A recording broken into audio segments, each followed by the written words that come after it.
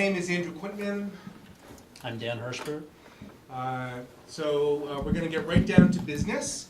Just a few words about what we're doing in this session. This is a discussion session. When we were planning the conference format, we intentionally wanted to break from the mold of a kind of traditional conference format where you have a series of papers and maybe leave a few minutes at the very end for questions and answers or some form of discussion. We wanted to carve out time that was really devoted to engaging people at the conference, not just the speakers, but the audience members or participants themselves, to have you all help to generate questions and issues and topics and develop your own kind of discussion and conversation as well. So that's really what this session is about. It's what Frank Zappa used to call enforced audience participation. So our role here really is as facilitators and moderators, but most of the work will be done by you all, as we'll get to in just a moment. So the format that we're going to adopt for this session of 1 hour and 45 minutes is to spend a few minutes, both of us, giving some introductory remarks to help sort of set the tone for what we imagine this session will cover. But then we'll quickly break and turn the microphones over to you all to have you formulate the actual issues, questions, and topics for discussion. So we'll spend about 10 minutes or so kind of fielding ideas. We'll record them on the board here. Once we have a list of topics, our agenda, we'll spend about 20 minutes or so breaking up into small groups. We'll ask you to get together with 3 or 4 or maybe a few more of your neighbors to hash through how you understand or would like to think through those particular topics or issues or questions in your own practice of translation, your own professional lives as translators. And then we'll reconvene as a larger group. We'll get to sort of air those ideas. And then we'll have some time at the very end set aside for kind of more open-ended and general discussion. Okay? So with that, I'm going to turn the floor over to Dan, who's going to start us off. Thank you. So as we said, we've only been given about 5 minutes up here, so we can really turn it over to you guys. It's going to be very, very brief. With regard to some of the issues that came to mind for us in forwarding this particular discussion. So it's interesting, like up here we have fidelity and innovation. Elsewhere it's also been printed as fidelity versus innovation. We have different ways of looking at this, and likewise it came up a lot in this morning's discussions, both in the plenary session and in the keynote address as well. This notion of fidelity to the source text, and then in this notion of innovation as well, which in my mind anyway relates a lot to this notion of transmission and what we're doing and working with these texts, how we convey them to our current context, our current audience. So some of the questions that came to mind for us was, for one, to what degree can or does the translation serve as an original text? Right, so even right here we have this notion of, on the one hand, fidelity built in, right? How much does this represent authentically the text that we're working with? But on the other hand, we do understand that the translation we're producing is original in some form, even if it's based on the source text. It is something new, something newly transmitted to a different audience. Another question is, to what degree can the translator know or mirror the mind or intention of the author? And I think this is something that comes up a lot for us as translators and working with these texts and really trying to connect with that document and moreover that author more deeply. You know, for a lot of us, whether you're working on a more extensive text or you're doing dissertation research for a very long period of time, you do feel a very strong personal connection to the authors that you're working with. And on the one hand, there's some sense of almost code breaking and working with the Tibetan itself. But on the other hand, there is something personal, deeply personal, in connecting to that particular author, learning the qualities of their writing, the meanings they're trying to convey. And so when Woolston was speaking this morning and talking about some of that process of how to do this authentically, so he asked, how can we place ourselves on the same axis as the author such that we can become an extension of the original author? For him, he spoke of bodhicitta in particular, and working with that fundamental intent to transmit that text authentically with fidelity, right? And then Carl, I thought, even took it a little bit further when he's talking about, using this type of non-dual Dzogchen language this notion of revealing rather than creating, right? So as translators, are we creating a new text? Are we revealing a new text? You know, the way that Carl put it in this, and placing an emphasis on the revelation rather than the creation, is that you have to get the self out of the way. We have to get ourselves out of the way in translating these documents in order to do that authentically. And yet, on the other hand, our current person, our current context is essential, right? We speak in the language of our present. And so in working with this notion of revelation in particular, I think it really starts to move into this notion of transmission and innovation. And in my mind anyway, in thinking about this, treasure, as it often does come to mind, the notion of treasure recovery. When you look at these texts and really start to think about what these treasure revealers are doing, they're not just drawing upon, in some cases, old sources, old documents. They're not just sourcing an array of documents that are available to them, but they're also using their own language, their own time, to expand upon these particular texts, these particular narratives, these particular doctrines. And so one question that comes to mind for me, and one that seemed to be on the edge of some of the conversations we were having this morning, is this notion of what we do as translators. On the one hand, there's working with individual terms and trying to find accurate translations. But in terms of transmission, what is our responsibility? Where do we find the line? Where do we draw the line with regard to what we contribute to these texts? On the one hand, we often make the assumption, and this is kind of standard, that we shouldn't add anything to it. That'd be the worst thing that we could do, apparently, especially from the perspective of self.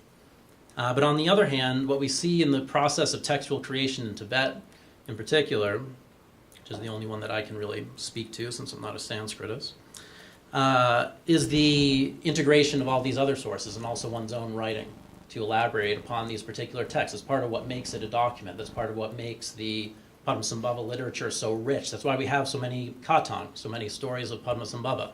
They need to be revealed again and again and again in new iterations, not just with sources from previous treasures, but within the mind of the revealer as well.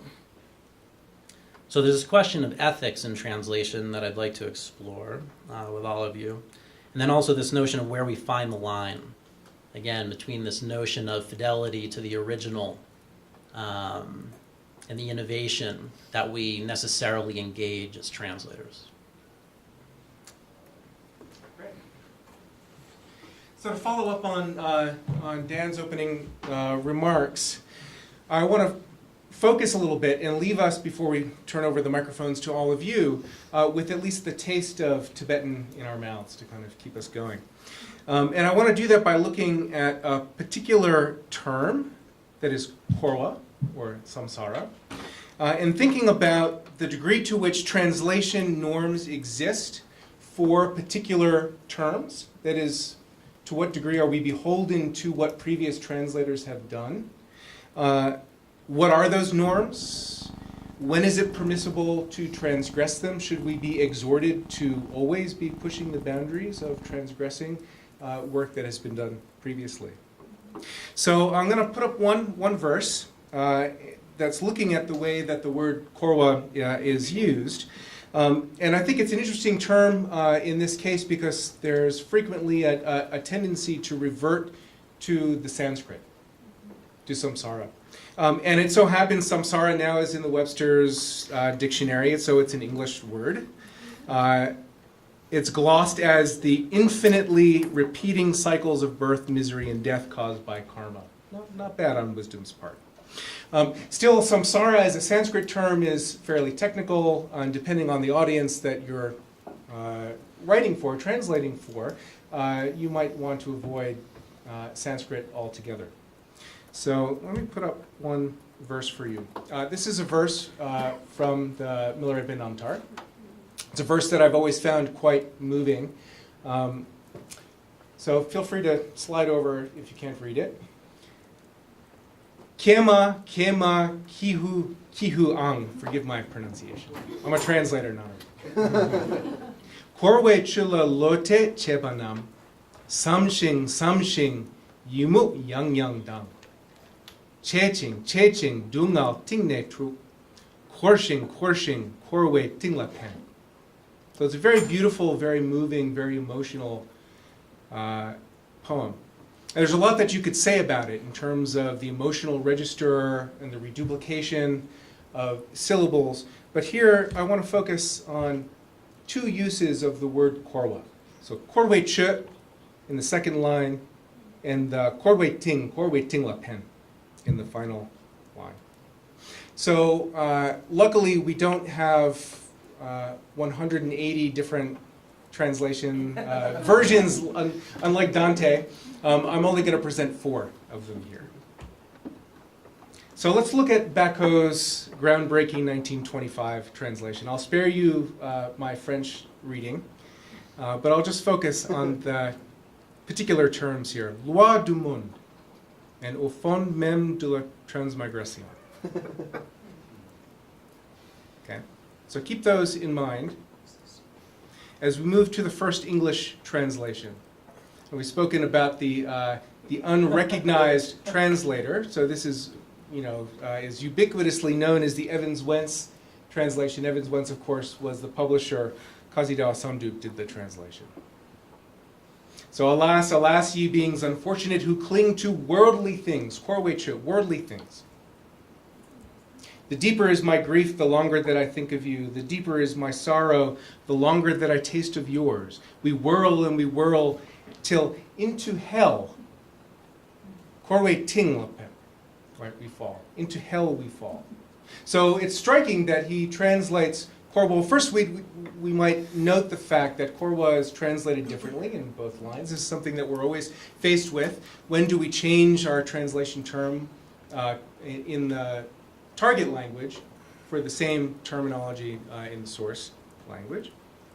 You might question the use of hell for korwa here, but it certainly captures the kind of register that this entire translation was done. It has this kind of biblical flavor to it. Lots of these and thous and thuses, as Susan pointed out this morning.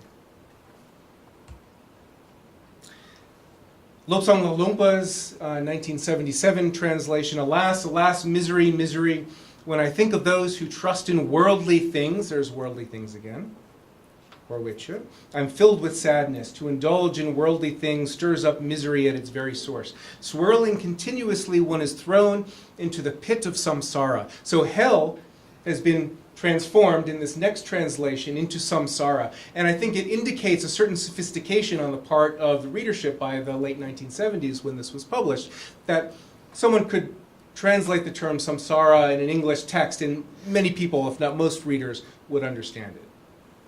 But there was a conscious choice. Okay, I'll bring up one final translation. You have me to blame for this one. Alas, alas, I me, how sad. People invested in things of life's round. I reflect, and again I despair. They act and stir up from their depths so much torment. They spin and are cast in the depths of life's round. So in this translation of the Life of Milarepa was for the Penguin Classics series, so pitched to as broad an audience as possible. Really had in mind a non-specialist and for the most part, or at least for some part, a non-Buddhist audience, where the text was placed on the stage of world literature writ large.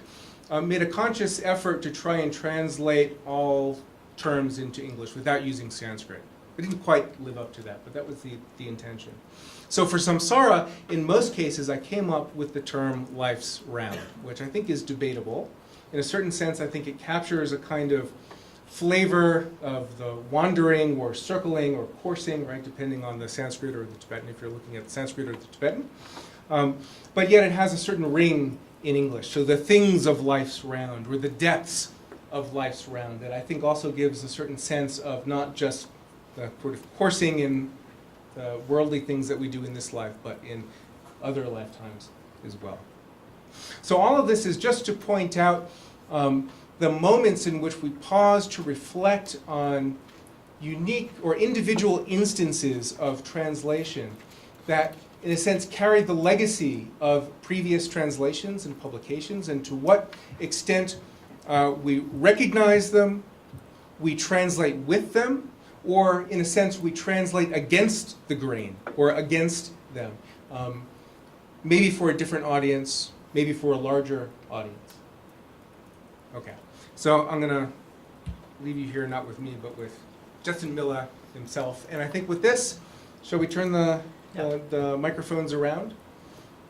So what we'd like to do is to hear from you all what sorts of issues you feel are most important, most pressing in your own work, in your own practice of translation, to bring to the table. Don't be shy, and you have to speak loud. There are microphones around if you want to wait for the... Do we need to wait for the microphones? Can we have people just shout it out? You want them? Okay. Yeah, I just have a short remark, like Vance, in the second time, he translated Corveting as hell, and not only Corva. Yes. So yes, no, like I know. that's a difference, No, I understand that. So probably he thought, it's the real bottom of samsara, and that must be hell. But I think it was a wrong analysis anyway. But I see how it went, No, absolutely. No, I agree with that. But it also, the choice of translating that as hell was not only a choice, but it reads in a certain register. Right? And that itself was intentional. So I'm not saying that it's incorrect. I actually think that this translation, that Dao Samdup's translation, Evans Wentz's publication, is given a kind of short shrift. It has a certain beauty in its own sense. Well, it was definitely a very well-chosen example. Thank you for that. Thank you. And I have my first topic is why to avoid Sanskrit terms by all means, if they are already established English words. Like samsara, for example, when you find a word like samsara. So samsara is in the dictionary. Why? Yeah. So why trying to avoid it? Since most people, going to read something about Buddhism, they are familiar with words like nirvana or samsara. And that's one. Okay. Great. Well, yes, in the back. Why don't we do this? Why don't you give us an introduction to who you are? At least tell us your name as you're calling out your ideas. My name's Justin Kelly. I'm a PhD student at Rice University. I study with Anne Klein. Mine stems from a point that was made this morning in on the panel, how we oftentimes think of innovation as being forward-looking and fidelity being rear-looking, but in fact that there's this idea that we can unearth English terms that might not be within our colloquial usage, but could be particularly poignant for topics like this. As Woolston suggested, right? This was a point that he came back to several times to sort of recapture, resuscitate, maybe revive. I like that, resuscitate. Terms that we've used that we have already in English. Yes, in the back. Hello, I'm Alina. I'm a translator in Mexico. And one of my English is not so good, so I'm sorry for that. But say it in Tibetan. No, in English is okay. Actually, I would like to have some ideas on how to translate to Spanish, because most of my Dharma, my Tibetan studies was in English. In Nepal, I learned in English and then in different ways. So it's been really hard, for me to make a decision on Mexicanized a little bit, I don't know if that's a verb, but the Dharma that I'm translating so that it's proper for people in Mexico and South America, or to be more, or to just follow what it's been done in English, even if it's not so much resonates with our culture. Yeah, so that's translating beyond English, right? English has a kind of dominance in the world stage, but thinking beyond English. Dan, do you want a microphone so you can chime in too? Yeah. Yes, over here. One, then two. Hi, my name's Annie Bien, and I translate for 84,000, and I also am a poet, so I've had poetry published. So would you mind flipping through those examples again? Just which one? All of them. Uh-oh. Just quickly.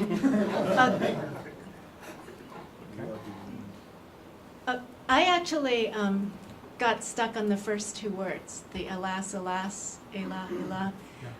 Because I was thinking that if you're looking at it as a piece of verse, a lot of times I didn't feel like the initial word, which has kind of it sets a tone for a time in the past, does not necessarily go evenly all the way through to the last line if you have a more modern term in between. And so trying to find, I think it was what this morning when she was talking in the lecture about Seamus Heaney having such a successful version of Beowulf, and he talked about style, finding the style and finding and the tuning fork. Yeah. Yes, and I feel like for me, when you look at a piece of verse, that it has to go all the way through from the beginning to the end of the stanza. Consistency. So is this consistency and initial tone, consistency? and that sort of threw me off looking at what you actually are focusing on, unfortunately. But I think that also should be taken into account, that the consistency of tone should be, so that something doesn't stand out and you stop reading it. Okay, thank you. Yes, please. Hi everyone, I'm Tulku Tenzing Gyurme, and I'm here with my friend Jamba Jalsin. We are from Sergei Monastic University in South India, and we wanted to thank the Tsadra Foundation for inviting us to this conference.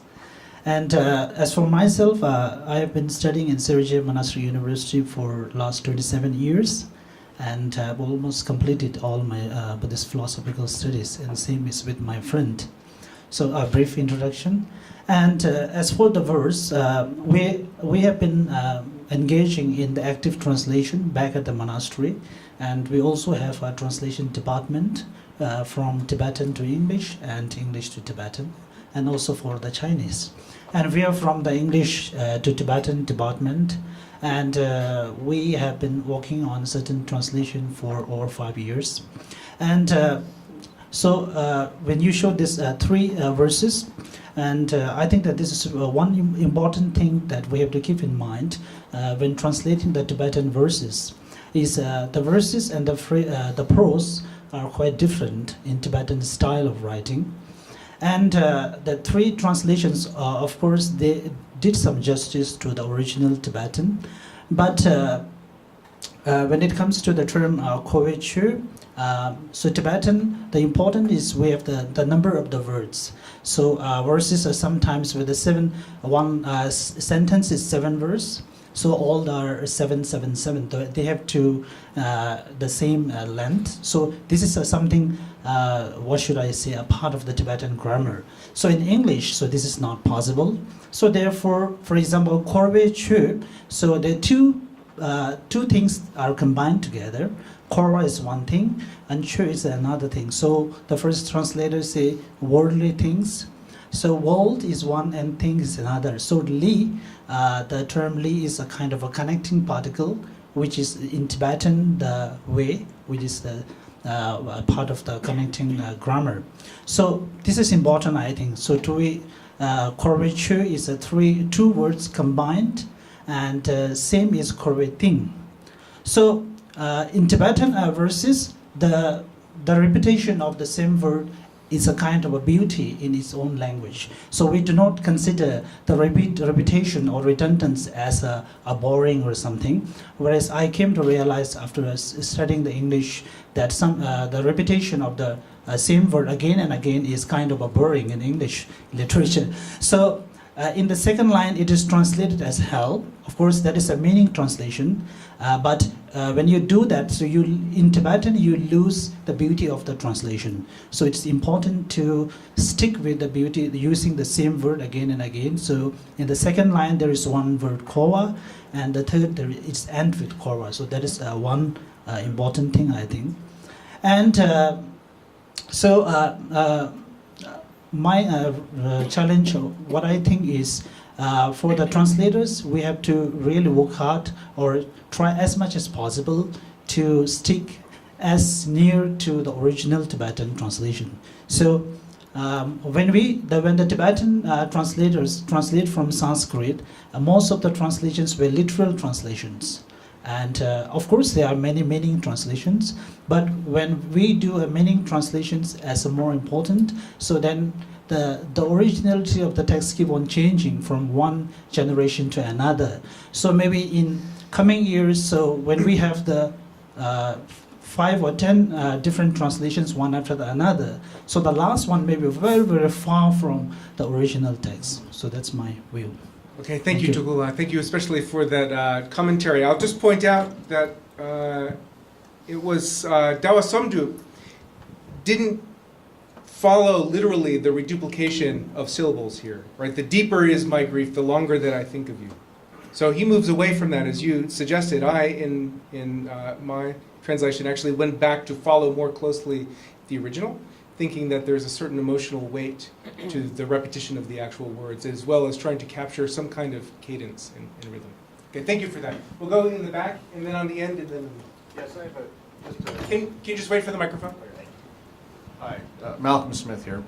I have a question. Do we have Somdup's original English translation, or do we only have Evans Wentz's edit of his original translation? You see, because from what I understand, Evans Wentz, he really sort of, well, he's a theosophist, first of all, and he really sort of edited, he sort of did a top-down edit without understanding the text at all.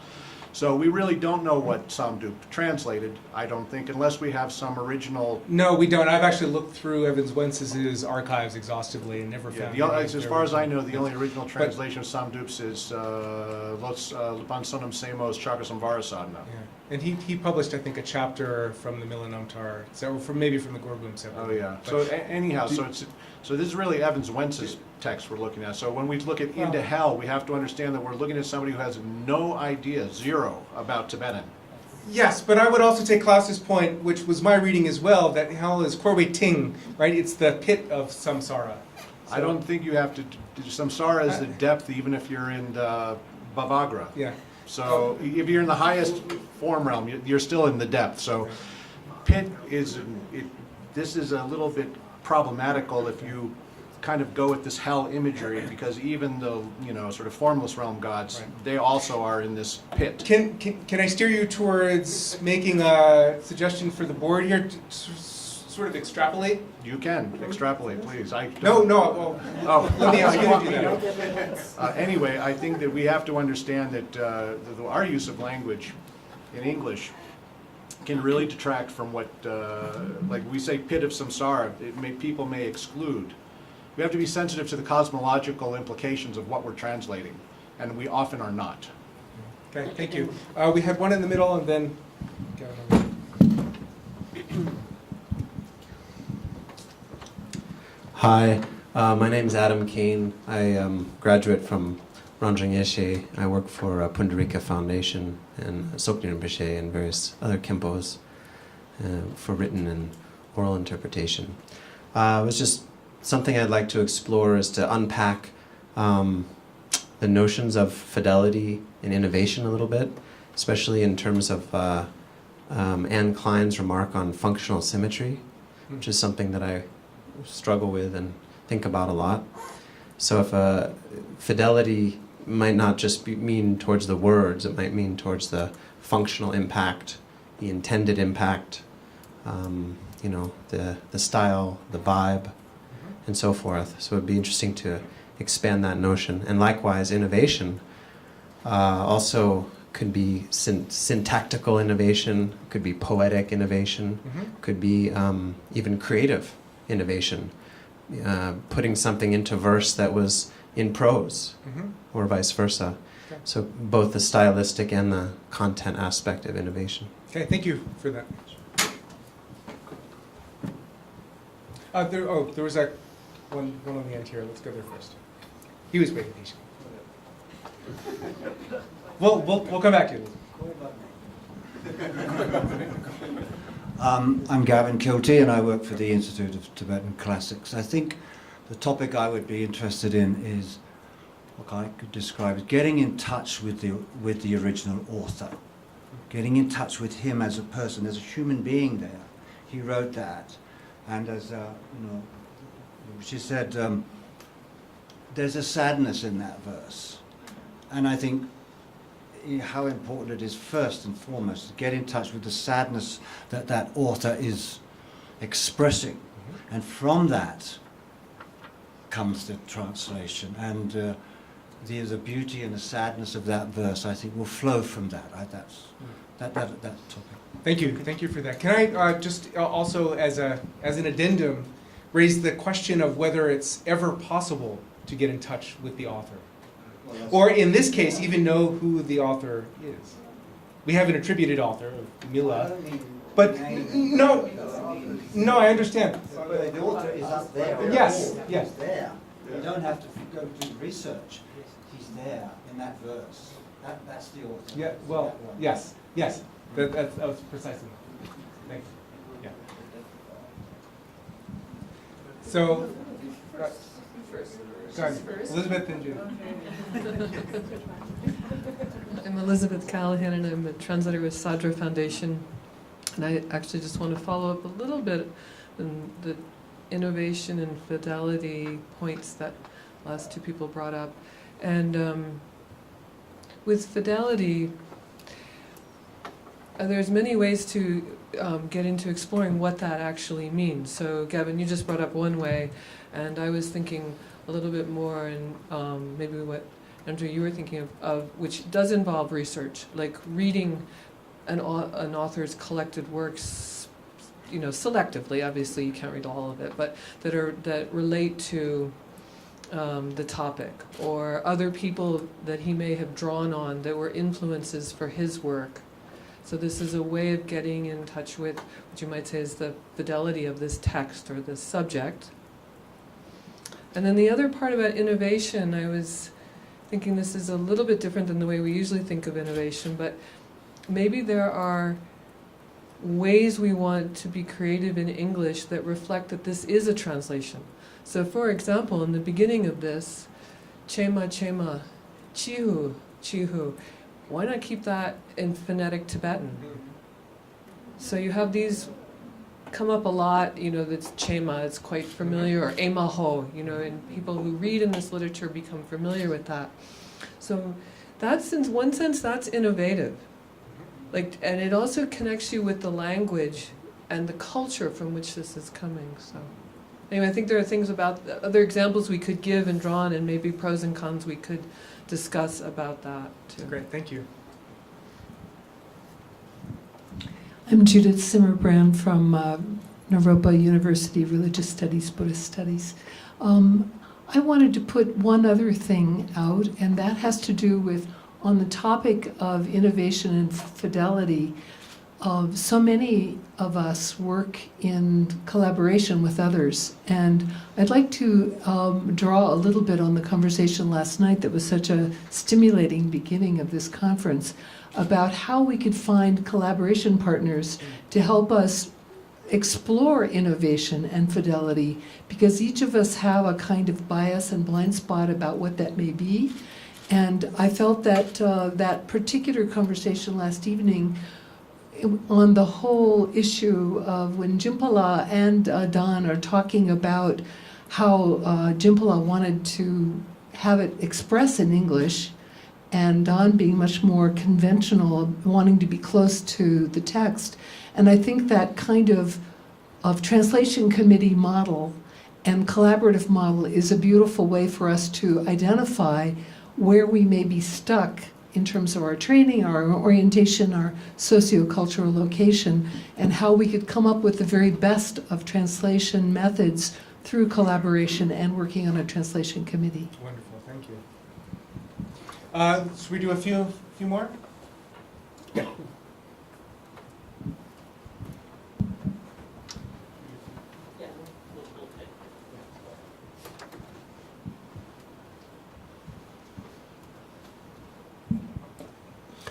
I'm Jackpot Rancor. I'm with the Mangalam Research Center for Buddhist Languages. So this actually goes a little to the question of collaboration, but maybe in a different direction. I mean, it seems to me that one of the questions you want to ask yourself is, what are the resources that are available in the target language? So that in a case, in this kind of verse, there are parallels in Western literature that you might want to go back to lamentations of various kinds. And perhaps the right approach would be to steep yourself in that particular kind of literature, and then there would be very many other resources for different kinds of works. And so do we really want to develop a whole range of possible vocabularies? So this, to me, speaks to the points that Gavin and Elizabeth brought up about the work that one needs to do prior to and during the act of translation that's outside of the text itself, right? What do we need that goes beyond the text itself? Right, although you want to have a sense of what the text is about, of course. Thank you. A few more. Yeah?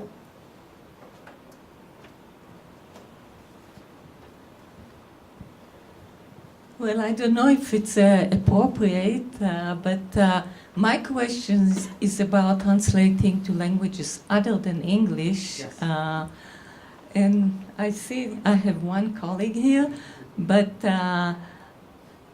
it's you need to innovate a lot when you translate into a language like as Hebrew, which is the language that I'm teaching in, and especially when I was the first person to teach Tibetan in Israel, and I would like to learn from other people's experience about innovation of terminology.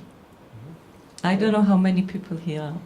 So, great. And this goes back to the point that was made about translating into Spanish also. So, thank you. Hey everyone, I'm Rory Lindsey. I'm a PhD student at Harvard. So my question is, if we're talking about fidelity, we also have to ask fidelity to which version. So I'm curious, when we're looking at these different translations, are they using the same text? And if we have a lot of different witnesses, how do we adjudicate which one we go with? Do we need to create a critical edition, or is there one we just default to? Or I think these are things we have to think about if we're talking about fidelity in particular. Great. Thank you. Yeah, I'm also interested in conceptual innovation. My name is Dominic Sir. I'm a teacher at Utah State University, and I just published a translation of a long Shastra written by a Tibetan in the 11th century, and it was just incredibly challenging. And one of the things that I faced was metaphor. Just when does metaphor, because, you know, if we, at least in my higher education, I've developed an appreciation for metaphor as a site of meaning making, as where meaning is really pulls something new out of the hat for you. And oftentimes, you know, in Tibetan, you know, the metaphors, if they're translated literally, won't make sense to an audience. So in some sense, I wonder about, you know, how much freedom I have. Instead of saying something like, among all the higher and lower views, can I just move to hierarchy? Can I say amongst the hierarchy of theories? Just little things like that, I think, offer points where we get away from the kind of literal verbiage of Tibetan, which has its merits for certain, but we get into maybe a more elegant articulation, and we get a little bit more confident about our own transmission. We have to. In the West, if we're to really, you know, assimilate the Dharma in any significant and meaningful sense. Okay. So metaphor as a site of whether or not to interpret literally or figuratively. Great, thank you. Do we have one more? Someone? Yes. My name is Chris Stagg. I translate for Natarta Institute and for Nalanda Bodhi under the direction of Dzogchen Pola Rinpoche. What I wanted to say is, echoing a little bit of what Elizabeth was saying, that using an older form or more original form, such as Sanskrit or the transliterated Tibetan, is a form of innovation. And I'm personally in favor of using the Sanskrit, and having sort of grown up with the Nalanda Translation Committee's translations, they use a lot of Sanskrit. It's sort of beholden upon the new student to learn a lot of new vocabulary. But in the end, like if you take, for example, Dharmakaya, is it really helpful for a new person to see form body rather than Dharmakaya? They have to learn what the whole meaning behind what Dharmakaya is. So I'm in favor of Sanskrit personally. Thank you. Shall we make a pause here? Do you want to read off the topics here? Do you want to allow people to group themselves? Yeah. Yeah. Okay, we want to get, I think we have 10. That's probably too many. They won't. Yeah, let's Just break into groups and pick up what they want. Yeah, let's just read them out and then let them break. Okay. All right, so the questions that came up for further discussion, and as we were saying, so we'll just organize into groups and you can go off on whichever one you're interested in.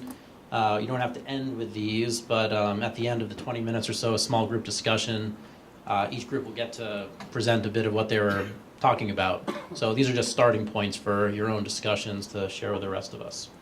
The ones that come up, hopefully this is accurate with what you intended. Why avoid Sanskrit if it's already in English dictionaries? This issue of, or the opportunity for the resuscitation of the target language in translation. When most Tibetan is translated into English, how do we work with Tibetan in translation to other languages? Relying on the aesthetics of the original. What if, or what is fidelity and innovation, or the range of meanings with regard to each of these terms in the translation of Tibetan in particular? How do we get in touch with the original author, and is that possible? What does that mean? The role of collaboration in both fidelity and innovation. The broader use of target language resources, literature, and so on. Fidelity to which witness? So if there's a range of texts, which one do we rely on as authoritative? And how do we translate metaphor effectively in English? So those are the ones that we've arrived at together. I don't know how many people we have here. Great, so why don't we ask you to find 3 or 4 of your neighbors. If you don't know them, it's a good chance to meet someone new. No, you're welcome to relocate if you want, or to. Unfortunately, it's a little awkward. These seats don't really move. Do the best you can, and let's plan to reconvene at about 3:35. That's 20 minutes from now. Soba, you killed the mics.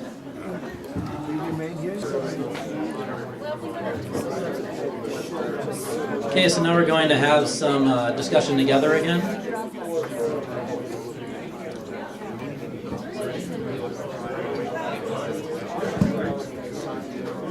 So if you could take your seats, and then what we'll do is send around the microphones, and if you could each give us a glimpse of what you discussed in your group, any questions that arose,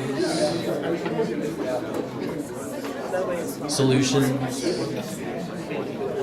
realizations. They're so deep in conversation. So hold on. Were those up all the way before? We hate to break up the party. I'm just checking. It's kind of like. All right. All eyes on Dan. Maybe a little bit. Who's battling the flu to be here I am, today? so stay away. Yeah, right. Yeah, so there's a chance where we can pass it to you, and we'd like to hear from each of the groups individually about some of the topics that you discussed. So whoever would like to begin. Yeah, you want to just start in one place and pass around? No, not me. So you. I don't remember what we discussed. We discussed everything. Talked about how much Sanskrit to use and not to use, and readers and understanding. Yes. We talked about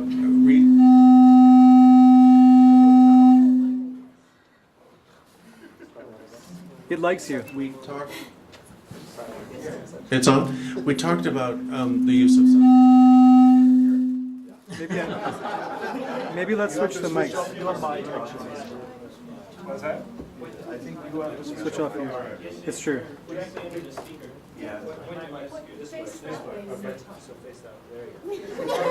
talked about various points of view on when to use Sanskrit or not to use it, including traditions within the transmission of American Buddhism that have arisen, and who your audience is, whether the use of a Sanskrit word will indicate a special meaning that the English word might not indicate, or whether it would just confuse new readers. We talked about a little bit about metaphor, not really metaphor, but imagery, and don't think any of us are too free in altering the imagery that we do. Oh, well, where I draw the line is because I translate practice manuals a lot, and one of the most common things as an image for the empty body of the deity is trumaputapa, or an inflated placenta. And if you write this, most Americans are just going to get caught up on it. Who is going around inflating placentas? I mean, and they'll just get stuck on that. So I'd say like a balloon, which is, that's about the only one that I really changed. Oh, dorutropa.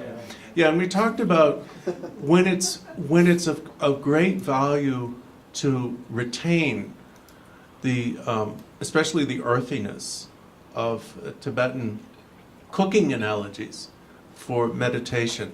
So there's this expression that probably all of you know, dorutropa, which refers to how you make, if you want to make a good stock for soup, then with stones, you smash the bone down and get the marrow out. And you can simply translate that as a diligence or persistence or something like that, but somehow maintaining the warmth and earthiness and hearth quality of the image communicates something in and of itself. So we talked about that.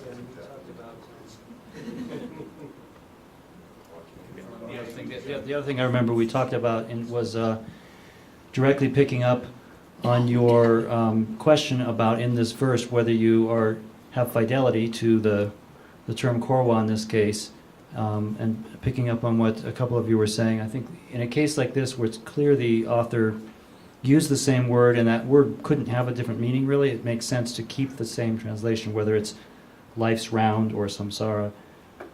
Whereas in other contexts, there are contexts, oftentimes more in prose, where the same word in Tibetan will be used 10 times, and yet it has 2 or 3 different meanings or valences, and it's appropriate to translate that word differently, even within one paragraph, if it's clear and if the English meaning is clear, that it means these different things in these different contexts. So you have to know the language well enough and know the genre well enough to know if the word has multiple valences or not. But in a case like this, with korwa, I think we all agreed. However you translate korwa, you have to translate the same way in both cases. And we also, I like Malcolm's comment that for korwa ting, you can't say hell. To say pit of samsara or something to that effect makes depths of samsara makes the most sense, because you're right. Even in the point is even a God realm is you can be in the depths of samsara. That's the ocean reference when we say ting. Yes. Yeah, in the depths. Yeah. Forget if there was anything else. Great. Thank you. You want to pass the mic?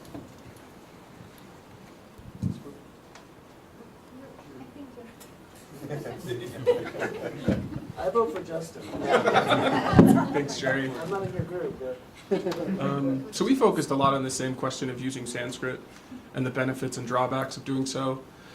How, experience near, these are my words, experience near and experience far, it makes the text for the reader. Questions of who your readership is will inform that. We kind of came up with, although there was no clarity in a particular view, perhaps I was playing devil's advocate, so that might have been my fault.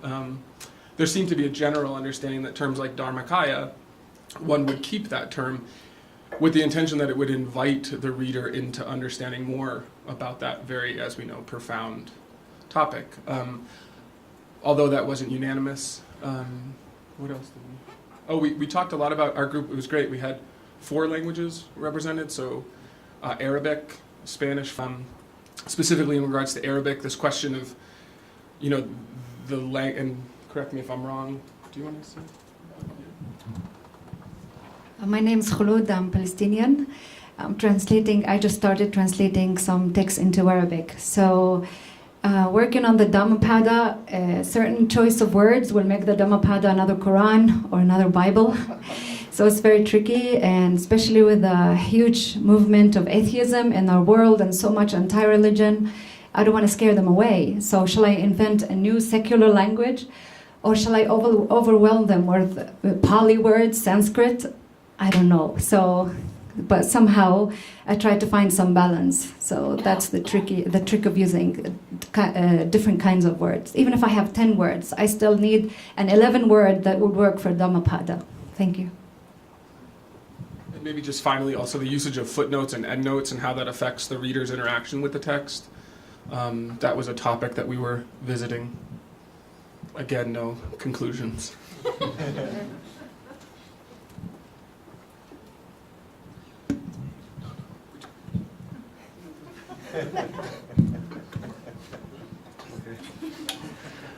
We talked about the issue of metaphor quite a bit, and we referenced it's an article by some Canadian translation theorists who explore the far end of the spectrum of functional translation, and they translate like a Mongolian wrestling festival as a Super Bowl or something like that, to try to make a relevant image arise in the minds of the readers. So we talked about functional symmetry, and in terms of fidelity and innovation, we discussed some different perspectives we had on, especially with sadhana, the context of a sadhana, like if we preserve the strangeness or the ambiguity in the Tibetan, in one sense that's fidelity, but in another sense it can also break the flow if we're reading a sadhana or reciting it, if it's meant to be recited,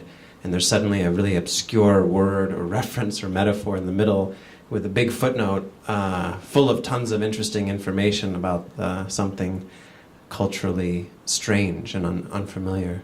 It can break the whole flow of what that poem is trying to do functionally to the reader or the sadhana, either individually or in a group, and how it's interesting. Some of us preferred maintaining the strangeness and the weird, unusual references, and other of us favored kind of ironing them out a little bit so that there can be a more continuous experience while we're reading. So that's pretty much what we discussed.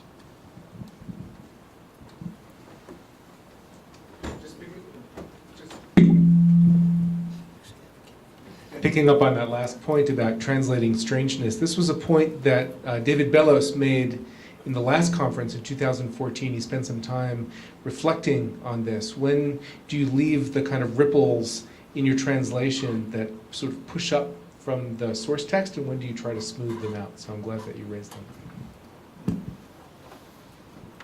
Well, we started off discussing a point our Geshe from South India raised, and which was unfortunately not written down on the blackboard, but it was about the function of metrical texts, and that we should appreciate by all means, like the rules and regulations of Tibetan meter, and we should appreciate also like Tibetan poetic figures, and know what it means when you have an alliteration or when you have a repetition, and we should pay attention, we should notice the position of a particular syllable, whether it is emphasized or not, and so this gives an extra flavor, to a verse, and we agreed that this even helps to better understand also a verse. We brought up the example of translations of dense philosophical texts from the Mula Madhyamaka Karikas, and when you look at these verses, it's quite important also to follow poetic rules here. That's one thing, and then I think we got stuck also with this discussion about the use of Sanskrit terms, and I think we all agreed in our group that it's best to limit the use of Sanskrit as much as possible, but you want to avoid them at all. I thought we had a multiplicity of opinions. Yeah. No, but I think we agreed. My idea was that I had the impression that we agreed that we should use it as little as possible. Yeah, we did agree with that. Yeah, that much I said. But apart from that, there was disagreement actually. So, Like the one reason is that you scare away newcomers to Buddhism if you use too much Sanskrit jargon, and my argument for use of Sanskrit in particular instances is that certain Sanskrit terms have a wide semantic field, and by using one particular English term you cut out a particular meaning or other particular meanings of, for example, we talked about the 10 different meanings of the word dharma in the Vyakya Yukti, or the meaning of dhammadhatu, which can have so many different meanings.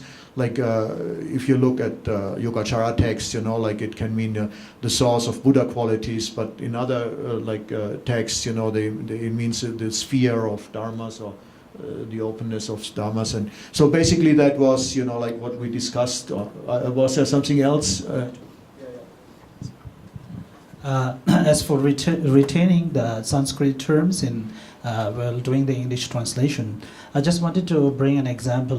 The same problem that we face in Tibetan language also.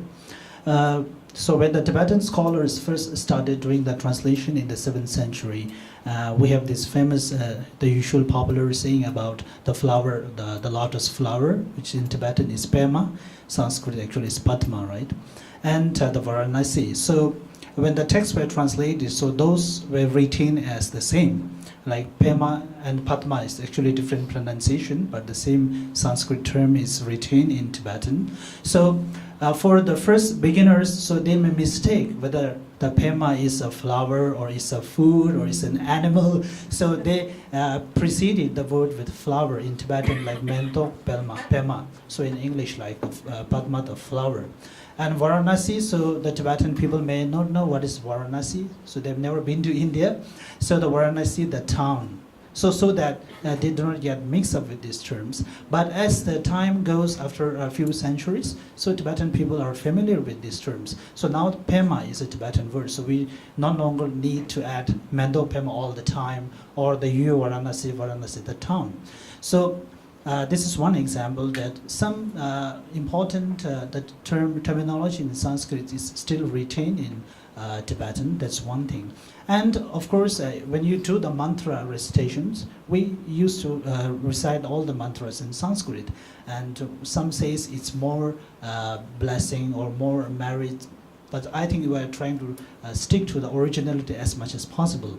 That is one thing. And nowadays, in new 21st century, when Tibetan, the language, we need, when the modern scientific terminologies come around, so Tibetan scholars says a very difficult term to invent new terminology for the modern innovations, and the most common was computer. So some says locally is a kind of a brain machine. So different scholars come up with different things. And Samdong Rinpoche says that we have to stick with computer. So that is a word that everyone can express. So in Tibetan, we can retain the same thing. So just this example, what I was trying to say is even in English, we can still retain some Sanskrit words like Dharmakaya or the few words that we discussed. That's all. Thank you.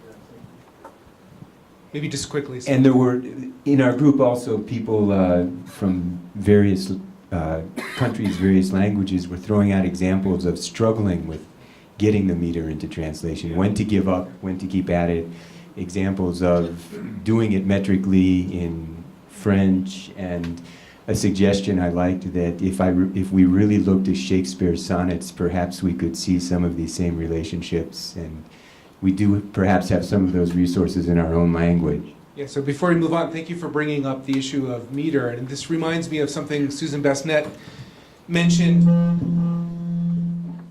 in her keynote. I think she called it the hierarchy of correspondences, where you try and sort of make a hierarchy of what's most important in this particular translation. Meter would be somewhere on that list. It could be high up, it could be low down. And even if you can't, it'd be very difficult to translate a 7-syllable line in 7 syllables in English, but you could at least try to put it into a kind of iambic meter so it has a kind of rhythm in English. In other languages, you might find other kinds of meter. So thank you. All right, so we have another group.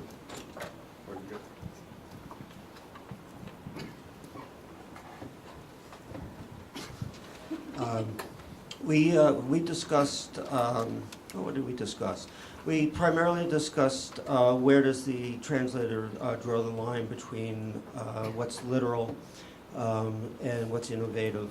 And I don't think we had complete agreement. I think a lot of it had to do with the type of text that was being translated, with more liturgical texts being more literal and more literary texts having to be somewhat less literal.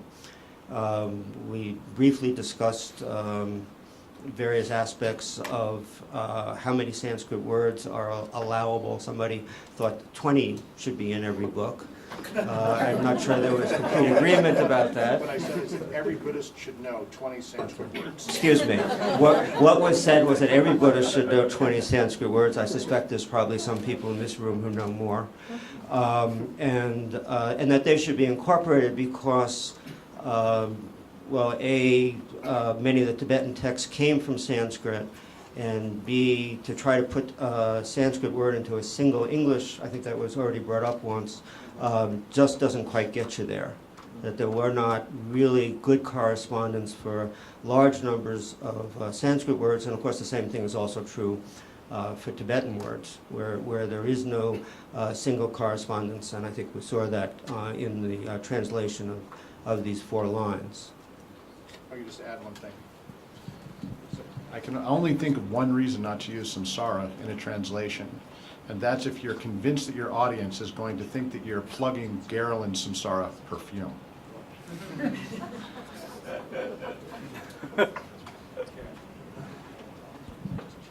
Well, like the rest of the groups, we struggled with the issue of how much Sanskrit to use in translation. We didn't come to consensus, although we're close to agreement that we should limit the use of Sanskrit, with the exception of terms that are very well known. Buddha, Dharma. We struggled a bit with big D Dharma, little d Dharma. But it is problematic particularly when you're translating a Tibetan text that does not come from Sanskrit. To re-import Sanskrit back into that Tibetan text is not always the best thing to do. Other things we discussed was the importance of looking at the genre of the text that you're translating.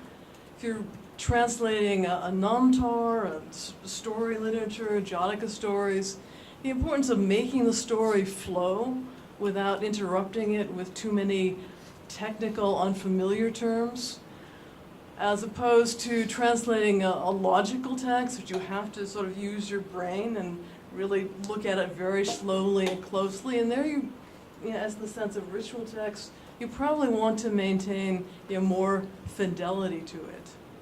So those were some of the things we discussed. Let me pass it to you, Brian, to add. Yes, back to Sanskrit, one issue was, I believe it was Roger Jackson, might have published many years ago in the Journal of the International Association of Buddhist Studies, quite a large list of Sanskrit terms, Buddhist terms that have been introduced into the English language in the dictionary. And in a volume that I was involved with long ago, we chose to use that list as a guide for us to, those were the words that we would use in Sanskrit. On that issue, if we're translating in Tibetan text, but we want a text that can, if we're thinking about readership, and we're thinking about Buddhist people who have interests in Buddhism that may not be particularly focused on Tibet, but say are Chinese Buddhism or Japanese Buddhism, something like this, using Sanskrit can actually then bridge some communication between the texts. So that, Dharmakaya is a word that people who do Chinese Buddhism would understand, people who do Japanese Buddhism, Tibetan Buddhism, and so on. So that's something that we discussed. But we are also, outside of the Sanskrit, we also picked up on this first line, kema, kiu, and how to deal with that. Tupten, I think, did you have something you wanted to say about that? No.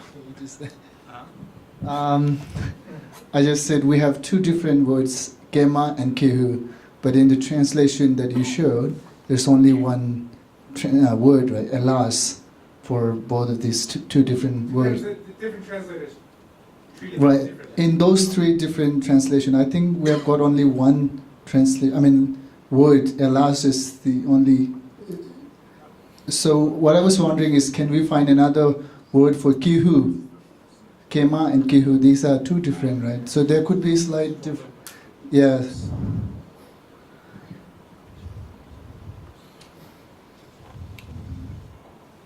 Okay, Emmy. Sort of Shakespeare. Okay, Emmy, I have never seen that one Whether or before. not, but I was struggling with that very. Okay, it sounds good now. I thought, if there's. Well, that's actually oi and oive is something we discussed. But then there were issues with that perhaps having its own cultural context. The oh dear or oh my or something like this. But I think someone had raised the issue of maybe keeping it in Tibetan. We didn't discuss that, but if I was just to think about it now. That there is something to be said about that, but at the same time, if I was to keep that in Tibetan, then I would keep maybe what would be the argument not to keep the whole thing in Tibetan. At a certain point, you want to try to communicate something with that. I would think in that first line, even if those words are themselves a kind of strange Tibetan, But anyway. So how many more terms do we have? One or two? All right, let's make sure we move forward. And also we discussed whether there is. Very quickly, because we have two more groups. We have Okay, to fine. before we Just break. leave it.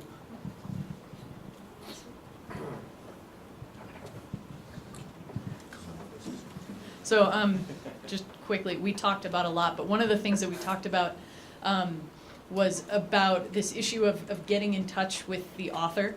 And we talked about, if you're translating something by an author and you have access to their sungbum or access to multiple texts that they've written, the more you can read and the more time you can spend with that author, the more you can kind of get inside of that author's head, so to speak, and the more things start to make sense. And one of the things that was brought up was, sometimes when you're translating, you get to a passage or a phrase or a sentence or something that doesn't seem to make sense.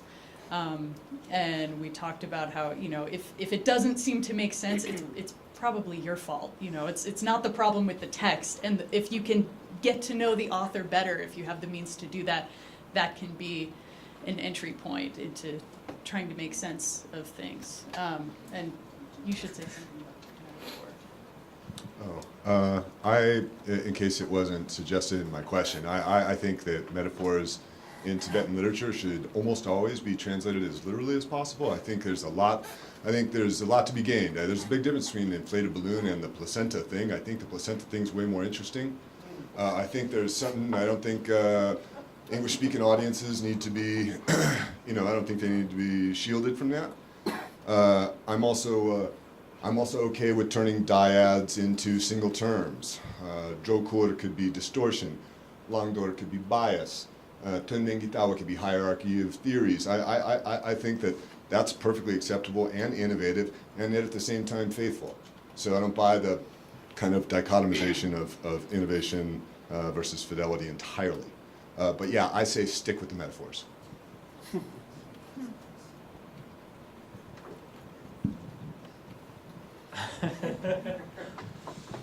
Our group said pretty much everything that everybody else said. Plus, I think it sounds like most everybody in the room are on the same page, at least in terms of not agreeing on whether we should use Sanskrit all the time or not. One thing we definitely talked about was how it really depends on who the audience is. That was certainly a point that's been made across the board. One thing in regards to meter, we have one of our members of the group is working for 84,000 and is encountering a lot of verse from a bunch of different translators and noticing how some deal with it more successfully than others. But there was one example given of, similar to what Andy was saying, how you could it's very difficult to have consistent iams or trochaic whatever feet in English, but if you can get some kind of rhythm that's consistent throughout, then that's a really great approach, and it remains true to the original by at least having some correlation to a feeling of verse. Did I miss anything else? The only thing that we talked about that I hadn't heard yet was new technology, possibly fostering innovation in the sense that when you have reader software that allows for footnotes or glossaries to pop up right on the text, it might be more of a temptation to be innovative with the translation if you can explain it right there. If you can explain your rationale for it.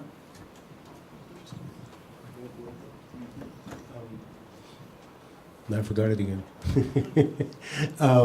Oh yeah, when you have collections of texts in particular, so if you think of the 84,000 as a collection, or other the treasury of knowledge, for instance, how important is it, or wouldn't it be desirable, or could it ever be done that you would have consistency of translation across the different texts?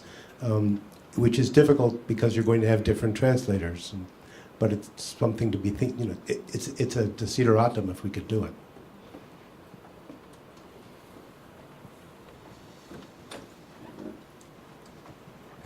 We have about 10 minutes left. We can just open up the floor for a broader discussion of any of these topics. Is there something in particular that people would like to return to? I got one really small thing that it wasn't one of our topics, but it was something someone reminded me of. Take a second. If you could just wait till you have the mic. Yeah, someone mentioned footnotes, and one of the things that we tried where I was doing a lot of namtars and namtar type stuff is side notes, because footnotes will break up the beauty of the text, like it's starting at the same point in the page and ending. And endnotes, I don't know about you, but I don't read them. I read a few of yours, but that's about it. But side notes. Now, side notes also limit you to the amount of you can put in them, which means you have to write more front and back matter. But anyway, that was it. I think it's an interesting question, too, between this notion of reading digitally, as was suggested, and kind of the old school version of analog text. There are a lot of new opportunities we can start to think about of how to embed additional information. Then also with regard to genre, right, just what you were saying with sadhana or something, you don't want to distract from the main drive of that practice, how evocative it is and such. But then in a narrative, of course, you can include all that extra information and likewise provide the opportunity for translators to really explain their choices. So picking up on the theme from earlier today on the use of pronouns and fidelity to, I think there's an interesting question about trying to accomplish a certain fidelity to the type of pronoun that's implicit. And I'm thinking specifically of sort of a generic pronoun one.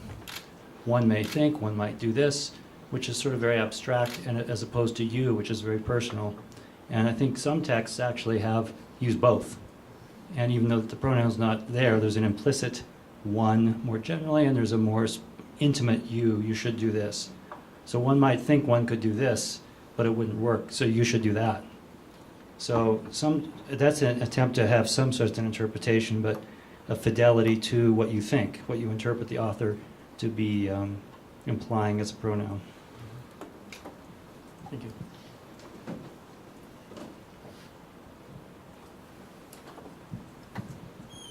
Just to add to the question of whether to translate or leave Sanskrit terms, we did briefly discuss a case where the Tibetans themselves keep Sanskrit terms. For example, instead of saying tsaruma, they'll say awaduchi, or they'll use a term like kapala instead of turpa. I think it was generally agreed that in that case we should keep the Sanskrit terms because the Tibetans themselves clearly had reasons for using the Sanskrit. Though personally, I find I sometimes wonder what those reasons were. They're never particularly clear in the Tibetan text why they've decided to keep a Sanskrit term. It may be just stylistic, but I don't know. Anyway, it's just that point.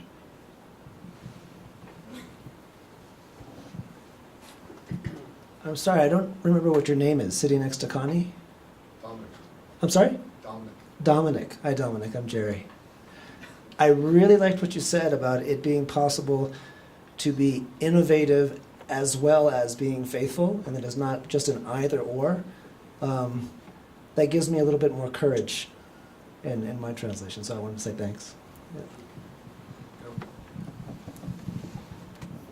Yeah, coming back to your remark, I don't know, it came from this corner, that it is innovative, to translate 2 or 3 Tibetan syllables with one word. And we should remember, that Tibetan and English belong to 2 different language families.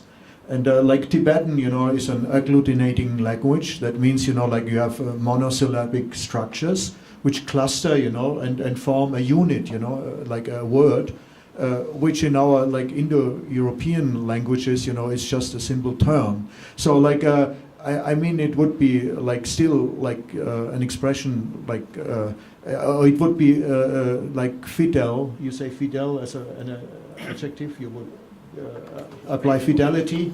Yeah, faithful. Yeah.